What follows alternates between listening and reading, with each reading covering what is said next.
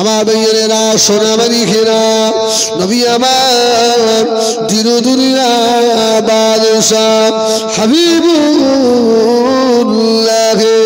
জনাবে মুহাম্মদুর রাসূলুল্লাহ সাল্লাল্লাহু আলাইহি ওয়াসাল্লাম মদিনা মসজিদে নববী শরীফে আল্লাহ নবী ওয়াজ করছেন আল্লাহ নবীর সাহাবে কেরামেরা আল্লাহ নবী নূরের মুখের বারে এক নজরে তাকিয়ে রয়েছে কোন সাহাবী মাথা নাড়ে না একভাবে ও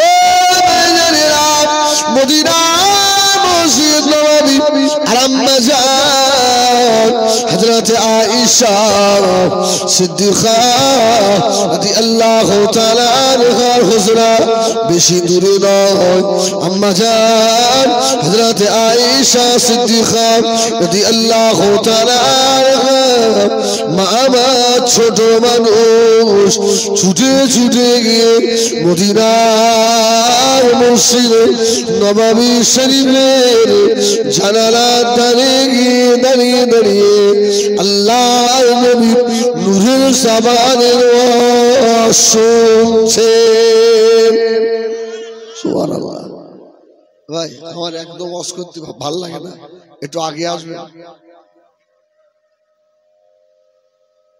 আয় ভাই তোকে পায়ে ধরতে আল্লাহ একটু আগে এটুকু না আয় ভাই তোরা ওরম করতে কেন আগে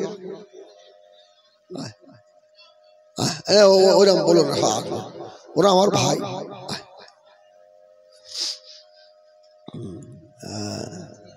আসো ভাই আসো আসো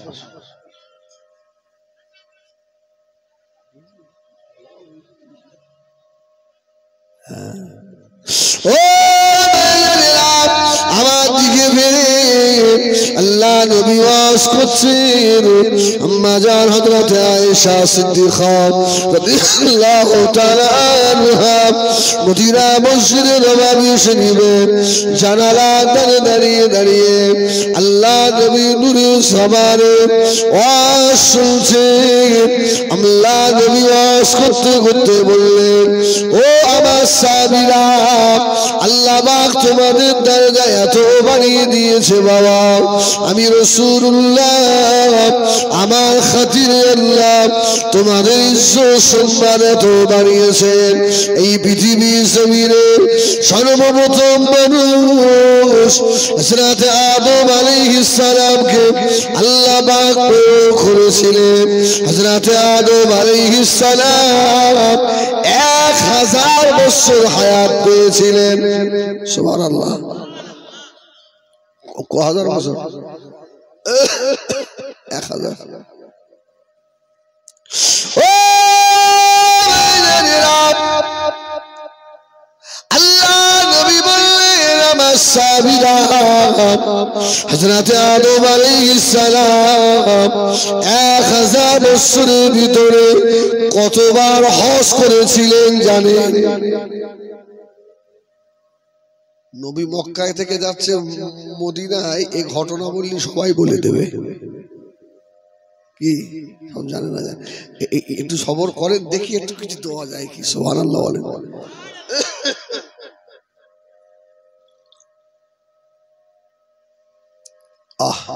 বলেন কবার হজ করে আদম আলাইহিস সালাম 52 বার হজ করেছিলেন সুবহানাল্লাহ বলেন ও নবী আমার দিনুদুনিয়া বাদশাহ আল্লাহ নবী বাঁচাচ্ছেন হযরত আদম আলাইহিস সালাম এই যে 52 বার হজ করেছে আমার সাহাবীরা আমার উম্মত উম্মতিরা কেউ যদি ফজরের আল্লাহর ফরজ নামাজ জামাতের সঙ্গে আদায় করে নেয় আমি রাসূলুল্লাহ বলে দিলাম আল্লাহ পাক আমার উম্মত উম্মতিদের নামায় আমালে হযরত আদম আলাইহিস সালামের জীবনের 52 বারে হজের নেকি আল্লাহ লিখে দেবে সুবহানাল্লাহ। 5 ওয়াক্ত নামাজের ভিতরে জোহর, আসর আর মাগরিব এটা পড়া অনেক সহজ, কিন্তু এশা আর ফজর বেশিরভাগ মুসল্লির কাজা, ঠিক কিনা হলো? আল্লাহু আকবার। ও নবী আমার নবী এই কথা যেই না বললেন, এদিকে আম্মা জান হযরত আয়েশা সিদ্দিকা রাদিয়াল্লাহু তাআলা আনহা, আম্মা জান হালকা দুবলো পাতলা ছিলেন, খুব ফর্সা আম্মা জান ছিলেন না। আম্মা জানের ব্রেন আল্লাহ অনেক তীক্ষ্ণ করেছিল, জোরে বলুন সুবহানাল্লাহ। আম্মা জান হযরত আয়েশা সিদ্দিকা 6 লাখ হাদিসের হাফেজা ছিলেন। আম্মা জান হযরত আয়েশা সিদ্দিকা রাদিয়াল্লাহু তাআলা আনহা আল্লাহ পাকের কোরআনের হাফেজা ছিলেন, জোরে বলুন সুবহানাল্লাহ। ও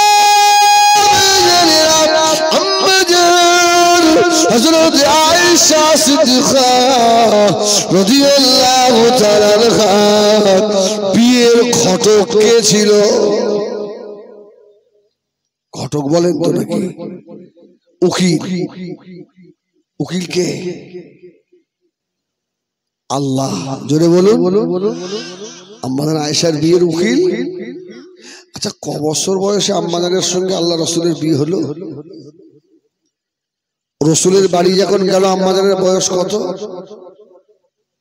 যখন রসুল ইন্তেকাল হলেন আম্মাজানের বয়স কত? 18 বছর। আর যখন এই ঘটনাটা ঘটছে তখন আম্মাজানের বয়স 16.5 বছর। সুবহানাল্লাহ বলে। ও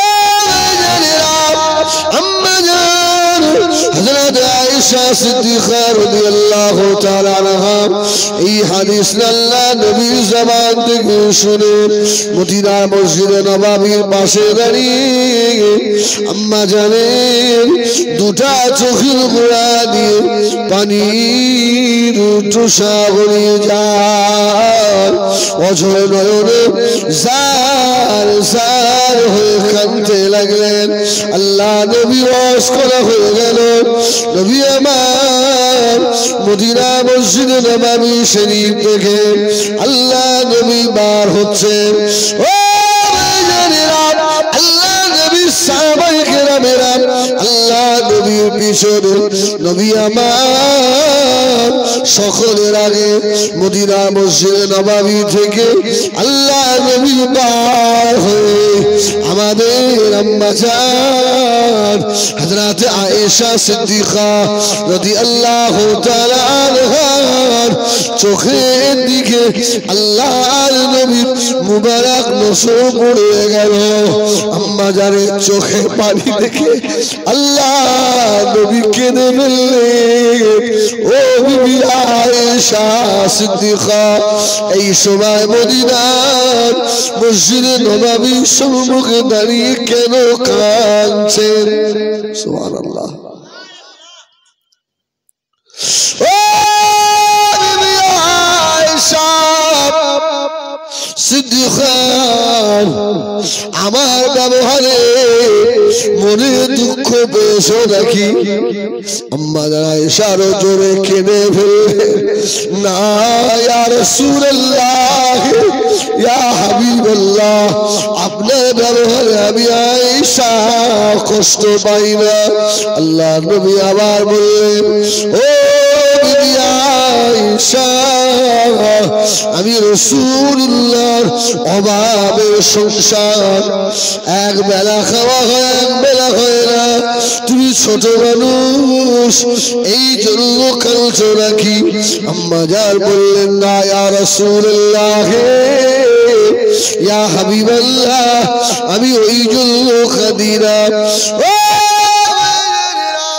আল্লাহ নবী আবার বললেন, বিবি আয়েশা তোমার ভালো পরনা কাপড় দিতে পারিনি এই জন্য কাঁদো নাকি?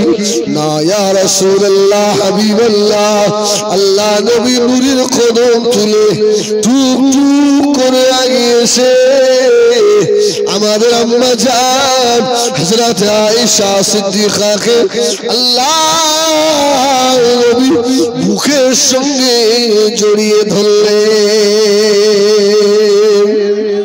সুবহানাল্লাহ। আয়েশা তাহলে চোখে পানি কেন? তাহলে কেন কাঁদছো? ও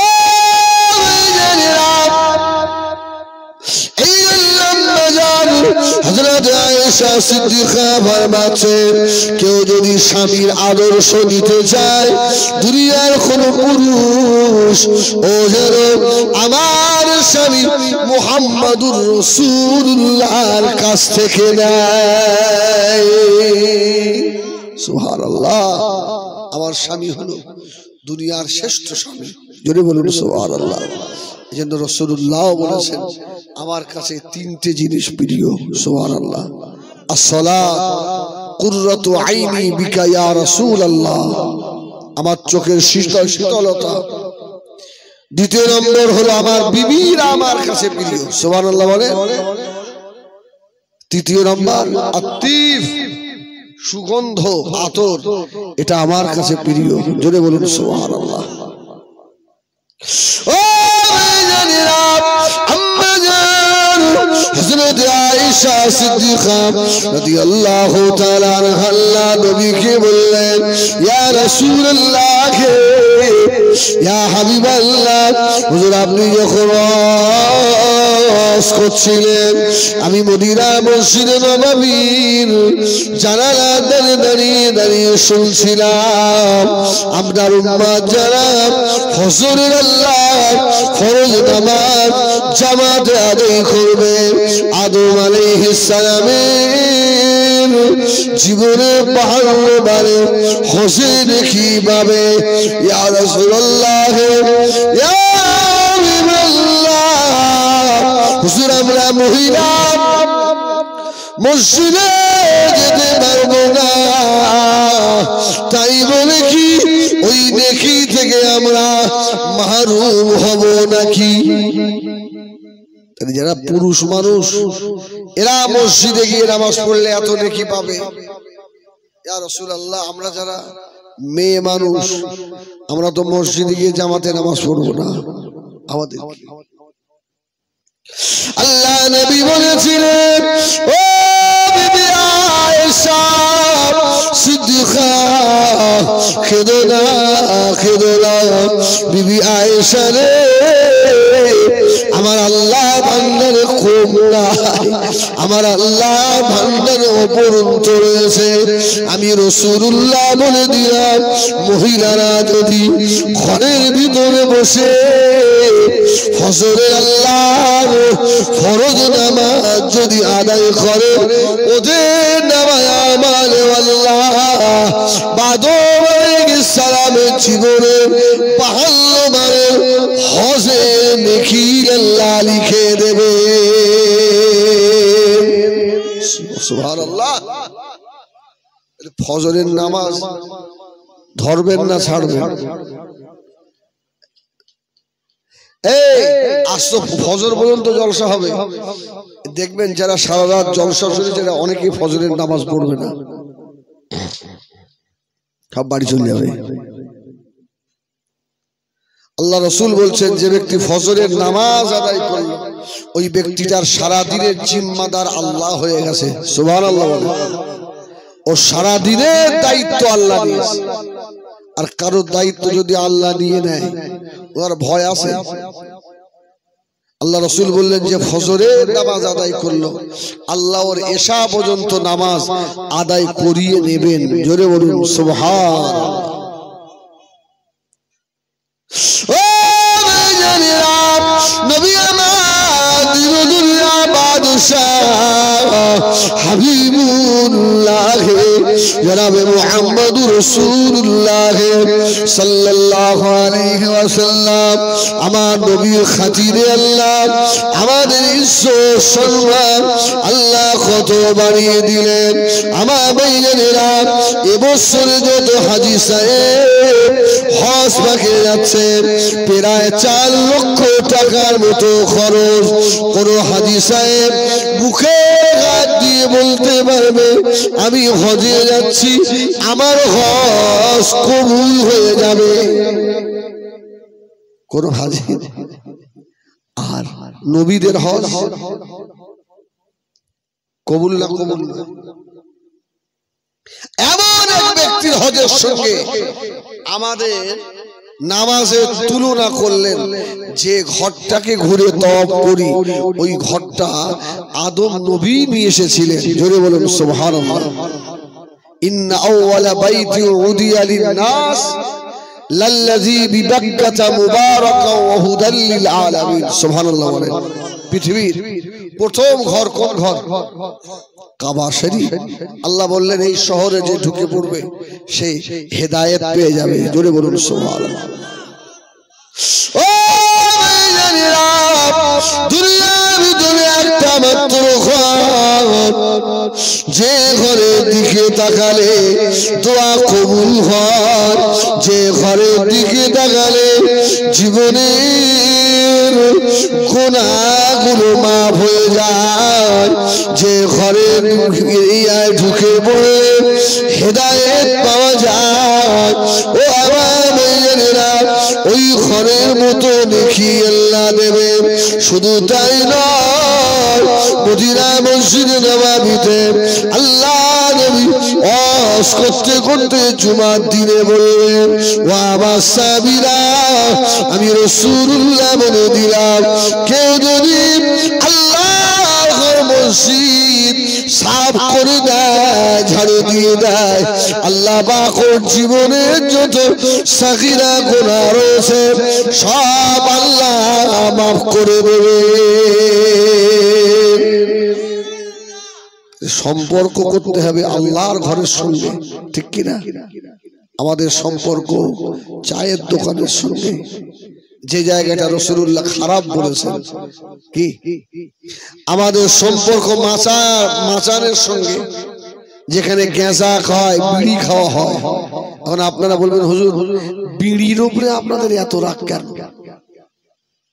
ঠিক না? আপনারা পান খান, আমরা কিছু বলি আপনাদের? পান খেয়ে তো আপনাদের দাঁত দেখার মতো নেই, শুধু আমরা অস করতে পারি নেতাই, আর আমরা একটু বিড়ি খাই বলে এত দোষ। ও ভাই বিড়ি খোরেরা, তোমার উপরে হিংসা নয়, রাগ নয়। তুমি জানো না আলেমরা তোমাদেরকে জাহান্নাম থেকে বাঁচায়। যারা জাহান্নামী হবে ওদের নাক দিয়ে, কান দিয়ে, মুখ দিয়ে বক বক বক বক করে ধোঁয়া বার হবে। তুমি যে মুখে আগুন নিয়ে টেনে ধোঁয়া বার করো, এটা জাহান্নামীর আলামত। বুঝছো না? এই জন্য তোমাদেরকে বারবার বলি, ভাই বিড়ি খেও না, বিড়ি খেও না। যে জায়গায় তার জোয়া ওই জায়গায় আমাদের সম্পর্ক, যে জায়গায় বসে গুনাহ হবে ওই জায়গায় আমাদের ভালো লাগে। আর যে জায়গায় বসে থাকলে জিকির যদি নাও করে, সুবহানাল্লাহ যদি না পড়ে, আল্লাহর ঘরে গিয়ে যদি বসে থাকে, আল্লাহর ফেরেশতারা নেকি লিখতেই থাকবে। মসজিদে গিয়ে শুধু সময় কাটান না, বসে থাকেন, শুধু নেকি লেখা হবে। চায়ের দোকানে বসলে হবে? হবে না। ও আল্লাহ নবী ওয়াজ করলে বাবা আল্লাহর ঘরের সঙ্গে সম্পর্ক তৈরি করে। এই ঘর যারা ঝাড়ু দেয় এদের জীবনের সগীরা গুনাহ মাফ হয়ে যায়। আর এক রিওয়ায়াত আল্লাহ নবী বলেন যারা আল্লাহর ঘর ঝাড়ু দিয়ে দেবে আল্লাহ ওদের নামায় আমালে 400 হজের নেকি আল্লাহ লিখে দেবে। 400 হজ। আল্লাহু আকবার বলেন, আল্লাহু আকবার, আল্লাহু আকবার জোরে বলেন। অভ্যাস করেন, রাস্তাতে যাবেন একা একা মাঝে মধ্যে আল্লাহু আকবার। খুব কষ্ট হচ্ছে, খুব কষ্ট হচ্ছে, মানে কাজ করেছেন একবার মোহব্বতে আল্লাহ ডাকেন আল্লাহু আকবার। দেখবেন খোদার কসম আমার আল্লাহর নামে এত মধু, একটু শান্তি হবেই হবে ইনশাআল্লাহ। একবার বলেন না ইয়া রাসূলুল্লাহ। তুই বললি না, যদি বলেন না ইয়া রাসূলুল্লাহ।